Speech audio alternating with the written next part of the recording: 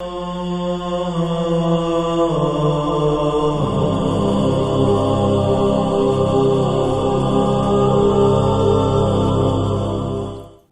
باللہ من الشیطان الرجیم بسم اللہ الرحمن الرحیم وبہ نستعین وہو خیر ناصر ومعین والصلاة والسلام علی رسولہ الکریم وآلہ الاطہار رب اشرح لی صدری ویسر لی امری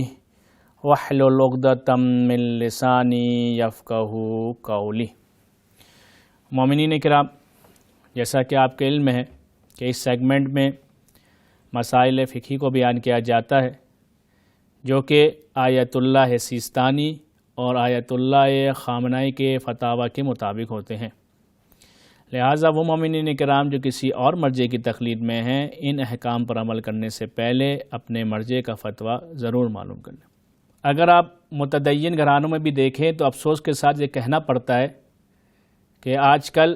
ہماری زندگی سے قرآن تقریباً جو ہے وہ نکل چکا ہے، بلکہ نہ ہونے کے برابر ہے۔ وہ افراد جو کافی حد تک کوشش کرتے ہیں دین پر عمل کرنے کی، مہینے ہو جاتے ہیں، کتنے کتنے دن گزر جاتے ہیں، مگر قرآن کھولنے کی توفیق نصیب نہیں ہوتی۔ جبکہ معصوم کی حدیث میں ارشاد ہو رہا ہے لِكُلِّ شَيْءٍ رَبِيعٌ وَرَبِيعُ الْقُرْآنِ شَهْرُ رمضان، کہ ہر شے کے لیے بہار ہے، ہر شے کے لیے بہار کا موسم ہے، جسے ہم عامی زبان میں کہیں تو ہر چیز کا ایک اپنا سیزن آتا ہے، اور قرآن کے لیے جو ربیع ہے، ربیع القرآن شہر رمضان، کہ جو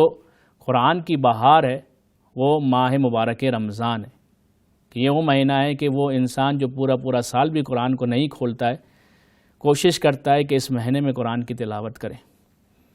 لیکن نوبت اب یہاں تک پہنچ چکی ہے کہ اگر کوئی شخص قرآن کا درس سن بھی لے اور وہ چاہتا بھی ہے کہ قرآن کو پڑھنا، تو بعض اوقات سر شرمندہ ہو کے جھک جاتا ہے کہ اسے تلاوت قرآن کرنے ہی نہیں آتی۔ اور انشاءاللہ میں آگے بیان کروں گا کل یا پرسوں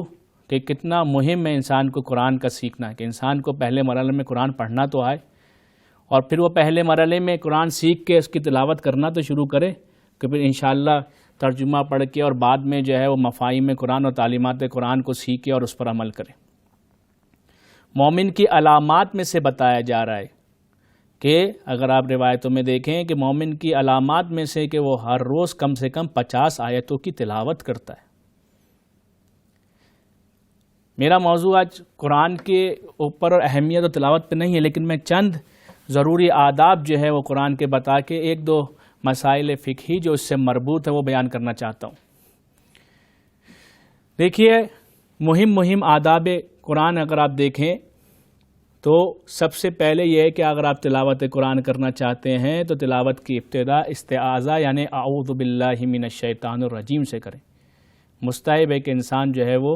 اعوذ باللہ من الشیطان الرجیم پڑھے اور پھر تلاوت قرآن کا آغاز کرے۔ اسی طریقے سے بسم اللہ الرحمن الرحیم پڑھنا، قبلہ رخ ہو کر پڑھنا، یعنی انسان قبلہ رخ ہو کر بیٹھے اور قرآن کی تلاوت کرے، اور اچھی آواز سے اچھے لہن میں پڑھنا۔ رسول اکرم صلی اللہ علیہ وآلہ وسلم ارشاد فرماتے ہیں کہ ہر شے کے لیے، ہر چیز کے لیے زینت ہے، اور قرآن کی زینت جو ہے وہ اچھی آواز میں تلاوت کرنا ہے۔ اور پھر ایک اور اہم آداب، قرآن کو آہستہ آہستہ ٹھہر ٹھہر کے پڑھنا۔ رتل القرآن ترتیلا، قرآن کی تلاوت کرو ٹھہر ٹھہر کر۔ امام علی علیہ السلام ارشاد فرماتے ہیں کہ ترتیل قرآن سے کیا مراد ہے؟ ادا الحروف و حفظ الوقوف ہے، کہ انسان جو قرآن کے حروف ہیں اس کو صحیح طریقے سے ادا کریں، اس کے مخارج و صفات کا خیال رکھتے ہوئے، اور جہاں وقوف کی جو علاماتیں ہیں، کہاں رکنا ہے، کہاں ملا کے پڑھنا ہے، وقوف کی رعایت کرتے ہوئے، یہ ترتیل قرآن ہے۔ تو بہت امپورٹنٹ ہے انسان کے لیے۔ اور اگر اسی طریقے سے وہ تلاوت قرآن کر رہا ہے اور کسی وجہ سے اس کی تلاوت قرآنی میں خلل واقع ہو جاتا ہے، وہ قرآن پڑھنے کو، تلاوت کو چھوڑتا ہے، کوئی امپورٹنٹ فون اٹھا لیا، کوئی گھنٹی بج گئی، یا جو ہے وہ کسی ضروری کام سے اٹھا، اور اب وہ وہی جو تلاوت اس نے چھوڑی ہے اسی کو کنٹینیو کرنا چاہتا ہے، تو جب وہ دوبارہ تلاوت قرآن کو کنٹینیو کرنا چاہتا ہے تو اس کے لیے بہتر ہے اور مستحب ہے کہ جو ہے وہ اعوذ باللہ من الشیطان الرجیم پڑھے اور پھر دوبارہ سے جو ہے وہ قرآن کی تلاوت کرے۔ اور سب سے اہم آداب جو قرآن کا وہ ہے کہ تلاوت قرآن کرتے وقت انسان باوضو ہو کر تلاوت کرے۔ اب یہاں سوال پیدا ہوتا ہے کہ کیا بغیر وضو کے بھی انسان تلاوت کر سکتا ہے؟ جی، حرج نہیں ہے کہ انسان جو ہے وہ بغیر وضو کے بھی تلاوت کرے، لیکن اگر وہ بغیر وضو کے تلاوت کر رہا ہے تو اس چیز کی طرف متوجہ رہے کہ وہ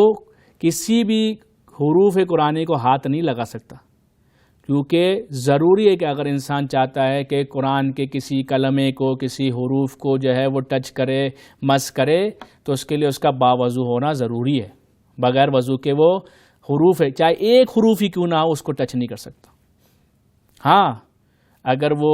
ترجمے کو ٹچ کر رہا ہے بغیر وضو کے تو مسئلہ نہیں ہے، وہ خالی جگہوں کو ٹچ کر رہا ہے تو مسئلہ نہیں ہے، وہ جلد کو، قرآن کی جو جلد ہے اس کو ٹچ کر رہا ہے تو مسئلہ نہیں ہے، لیکن اگر وہ کسی کلمے کو یا مثلا کسی حروف کے قرآن کو ٹچ کرنا چاہتا ہے تو جو ہے اسے اس کا باوضو ہونا ضروری ہے۔ اور فرق نہیں کرتا کہ صرف قرآن میں ہی جب آیتیں ہوں، اگر کسی نیوز پیپر میں کہیں آیت لکھی ہوئی ہے، کسی کورس کی بک میں لکھی ہے، کسی دعا کی بک میں کوئی سورے چھپے ہوئے، کہیں بھی کوئی قرآنی سورہ یا کوئی آیت لکھی ہوئی ہے تو آپ بغیر وضو کے قرآن کے کسی جو کلمے کو یا اس کی آیت کے حروف کو جو ہے وہ آپ ہاتھ نہیں لگا سکتے، آیت اللہ سیستانی کے نزدیک بھی اور آیت اللہ خامنائی کے نزدیک۔ جب یہ ہاتھ ٹچ کرنے کا مسئلہ آ ہی گیا ہے تو میں اس میں ایک اور چیز بھی بیان کر دوں کہ خدا کے نام کو، یعنی اللہ کے نام کو بھی بغیر وضو کے ٹچ کرنے میں آیت اللہ سیستانی احتیاط واجب لگاتے ہیں، جبکہ آیت اللہ خامنائی فتویٰ دیتے ہیں کہ خدا کا نام کسی بھی زبان میں ہو اور خدا کی وہ صفات جو معمولاً اور غالباً صرف اور صرف خدا سے ہی مختص ہے اور خدا کے لیے ہی استعمال ہوتی ہے، جیسے رب، خالق،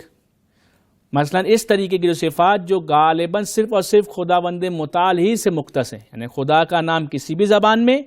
اور خدا کی کوئی بھی وہ صفات، خدا کی وہ صفات جو صرف اور صرف غالباً خدا ہی کے لیے استعمال ہوتی ہے،